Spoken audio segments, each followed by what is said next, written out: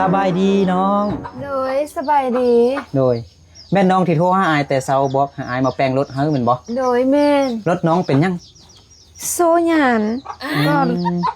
ลูกปืนแตกลูกปืนแตกบ่โดยให้น้องลุกเบิ่งดูมันเป็นยังแท้เดี๋ยวอายสิเบิ่งให้ดอกอ๋อ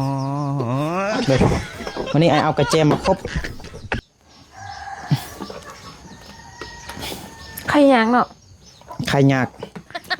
อายโดนบ่ได้มาแปลงรถเขาแล้วโอ้มีครบเนาะมีครบมีหอนมิดแซมเนาะเบิ่งไอ้กดเบิ่งก่อน มันเป็นยังเถอะเบิ่งเอาตีนรถน้องนี่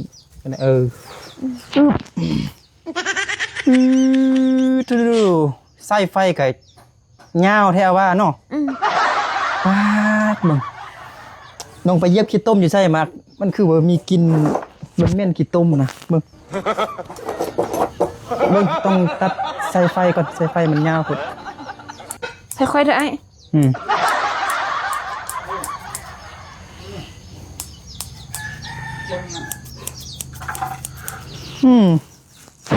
ใครได้บัดนี้ใส่ไฟสั้นแล้วเบิ่งโอ้ยต้องเอากระแจซีค่านี่แหละมาหันน็อตก่อนค่อยๆค่อยแม่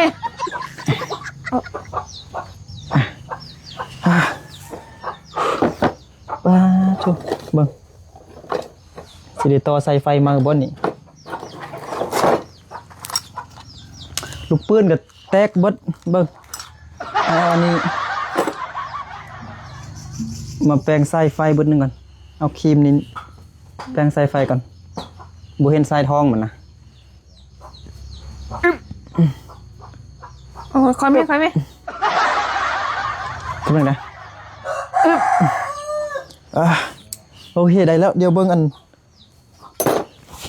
เดี๋ยวไอซีอันนั้นก่อนยี่ห้อน็อตอันน้อยกันเบรกมันกับเบรกก็หมดแล้วนี่เดี๋ยวต้องได้ซื้อลูกปืนมาใส่ที่นี่นะ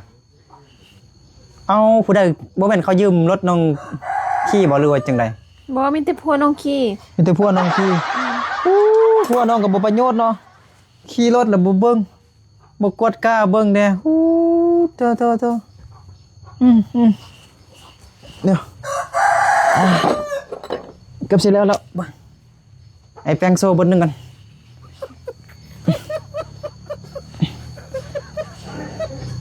โซ่มันย่านพดหันโซ่เข้าในกันโอเคสม่ำเสมอกันแล้วมันโอเคได้แล้วเนาะเท่าไหร่ไอ้เบิ่งน้องมีเงินเท่าไหร่4,000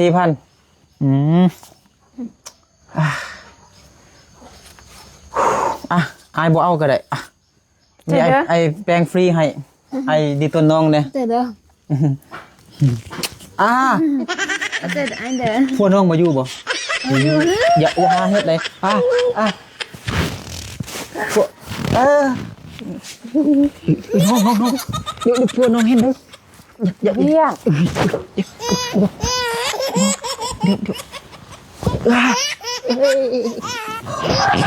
คุณน้อง